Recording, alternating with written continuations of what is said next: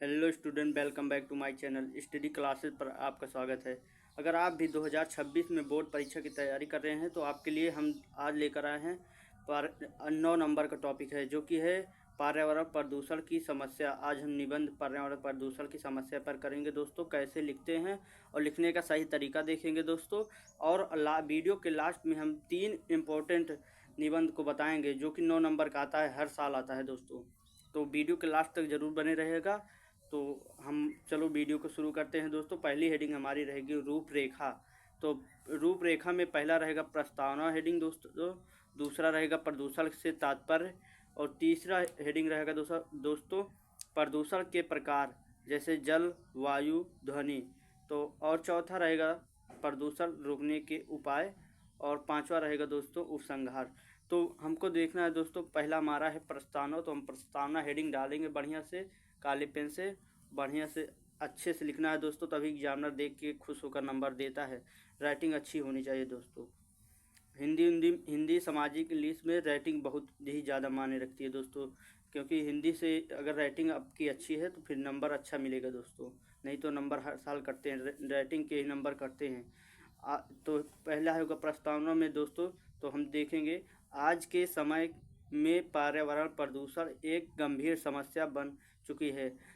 यह हमारे प्राकृतिक संसाधनों को नुकसान पहुंचा रहा है और हमारे जीवन को खतरे में डाल रहा है। प्रदूषण मुख्यतः नवीन गतिविधियों के कारण होता है, जिसमें वायु प्रदूषण, जल प्रदूषण, मृदा प्रदूषण और ध्वनि प्रदूषण और अन्य प्रकार के प्रदूषण होते हैं दोस्तों। तो हमको इसमें बताया गया है कि हमारे गतिविधियों में जो कार्य हो रहे हैं उसमें हमारे मृदा प्रदूषण, वायु प्रदूषण, जल प्रदूषण ज़्यादा हो रहा है दोस्तों।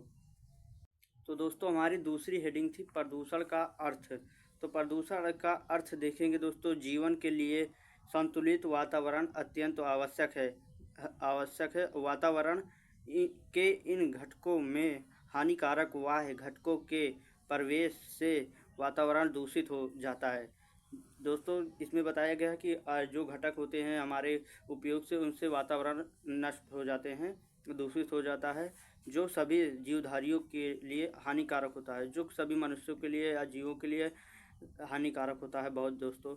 वातावरण के दूषित हो जाने को प्रदूषण कहा जाता है, जो मुख्यतः जल, वायु और ध्वनि आदि के सर्वत्र व्याप्त हैं दोस्तों। यह जल, वायु, मृदा कई प्रकार के प्रदूषण होते हैं दोस्तों।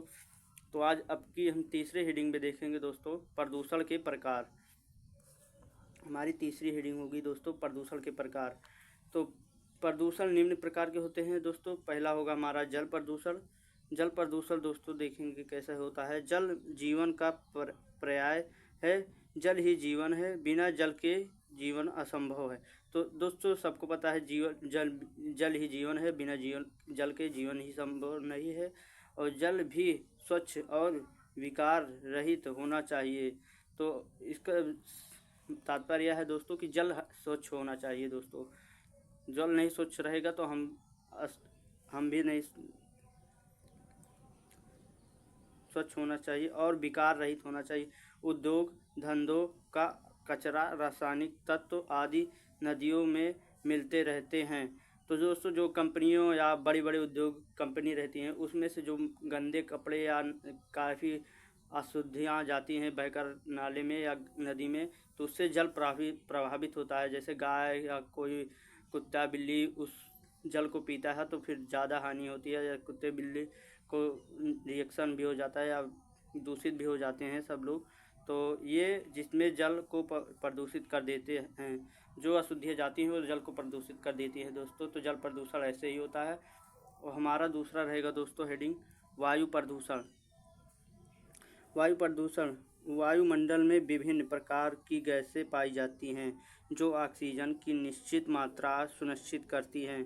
वृक्षों के कटान, उद्योग धंधों के कचरे से संतुलन बिगड़ जाता है दोस्तों, जो हमारे स्वास्थ्य के लिए हानिकारक यही वायु प्रदूषण है दोस्तों। जो कि हमारे वो वन को काट रहे हैं, पेड़ों को काट रहे हैं, तो इससे ज़्यादा प्रभाव वायु जब वृक्ष ही नहीं रहेगा तो वायु कहाँ से रहेगी। तो वायु में प्रदूषण आजकल ज़्यादा हो रहा है दोस्तों हम जल वायु देख चुके हैं। अब देखते हैं ध्वनि प्रदूषण कैसे होता है। अनेक प्रकार के वाहनों जैसे मोटर, कार, बस आदि से होने वाली आवाज़ों से ध्वनि प्रदूषण होता है, या जो डीजे बजता है दोस्तों उससे भी बहुत ज़्यादा ध्वनि प्रदूषण होता है। और ध्वनि की ये लहरें जीवधारियों की क्रियाओं को प्रभावित करती है। अत्यधिक तेज ध्वनि से लोगों की सुनने की क्षमता कम हो जाती है। जैसे दोस्तों डीजे जो बहुत तेज बजता है तो उससे कोई किसी भी आदमी का पर्दा भी कान का फट सकता है। इससे सुनने की क्षमता बहुत ही कम हो जाती है। तो ध्वनि प्रदूषण इसी को कहते हैं दोस्तों। आप बनाकर भी लिख सकते हैं, लेकिन आपको हेडिंग पता रहनी चाहिए कौन सी हेडिंग है। तो दोस्तों हमारा चौथा हेडिंग रहेगा प्रदूषण रोकने के उपाय। अब देख लिए हम प्रकार देख लिए, तात्पर्य देख लिए, अब हमको उपाय देखना है दोस्तों कैसे उपाय होता है रोकने का। तो प्रदूषण को रोकने के लिए व्यक्तिगत और सरकारी दोनों स्तरों पर प्रयास किए जाने चाहिए। तो प्रदूषण के निवारण और नियंत्रण के लिए भारत सरकार ने कई महत्वपूर्ण कदम उठाए हैं दोस्तों। बहुत ही ज़्यादा कदम हमारी सरकार उठा रही है इस समय प्रदूषण को रोकने के लिए। वाहनों से निकलने वाले धुएं की जांच व्यवस्था, नए उद्योगों को लाइसेंस दिए जाने से पूर्व उन्हें औद्योगिक कचरे के निस्तारण की समुचित व्यवस्था कराना, वनों की अनियमित कटाई पर रोक लगाने। दोस्तों वनों की अत्यधिक जो कटाई हो रही थी उस पर भारत सरकार ने बहुत ही ज़्यादा सख्त कानून लगा दिया है दोस्तों कि वनों को मत काटा जाए। और दोस्तों कटाई को रोकने के लिए भारत का नियम बनाया जाना भारत सरकार की महत्वपूर्ण कार्यशैली है। तो दोस्तों इसमें यही बताया गया है दोस्तों कि भारत सरकार ने वनों के और उद्योगों के जो लाइसेंस दिए जाते हैं या कार वाहनों के, तो इन सब पे रोक लगाया गया है दोस्तों। तो उपसंहार हमारा पांचवा हेडिंग रहेगा दोस्तों, उपसंहार, जो कि बहुत ही ज़्यादा इम्पोर्टेंट होला। उपसंहार सरकार द्वारा प्रदूषण की रोकथाम के लिए पर्याप्त सजग है। पर्यावरण के प्रति जागरूकता से ही हम और अत्यधिक स्वस्थ जीवन जी सकेंगे और आने वाली पीढ़ी को प्रदूषण के अभिशाप से मुक्ति दिला सकेंगे। तो दोस्तों हम जैसा कि बोले थे 3 महत्वपूर्ण निबंध हम आपके लेकर आएंगे जो कि हर साल पूछा जाता है। अगर आप इन चारों को 3 यहाँ बताए हूँ और जो कराया हूँ, अगर चारों को तैयार कर लेते हैं दोस्तों तो आपका 9 नंबर फिक्स है। आपको कोई रोक नहीं पाएगा 9 में से 9। तो आपको है राइटिंग और कैसे लिखना है वो आपको बता ही दिया है हेडिंग वाइज। आपको पहला है हमारा जनसंख्या विस्फोट, जो कि हर साल ये भी पूछा जाता है, बहुत ही ज़्यादा इम्पोर्टेंट है, हर साल पूछे जाते हैं। बेरोजगारी की समस्या, ये भी बहुत ज़्यादा इम्पोर्टेंट है दोस्तों। और विज्ञान का चमत्कार। तो वीडियो अच्छी लगी तो वीडियो को लाइक एंड चैनल को सब्सक्राइब जरूर करें दोस्तों।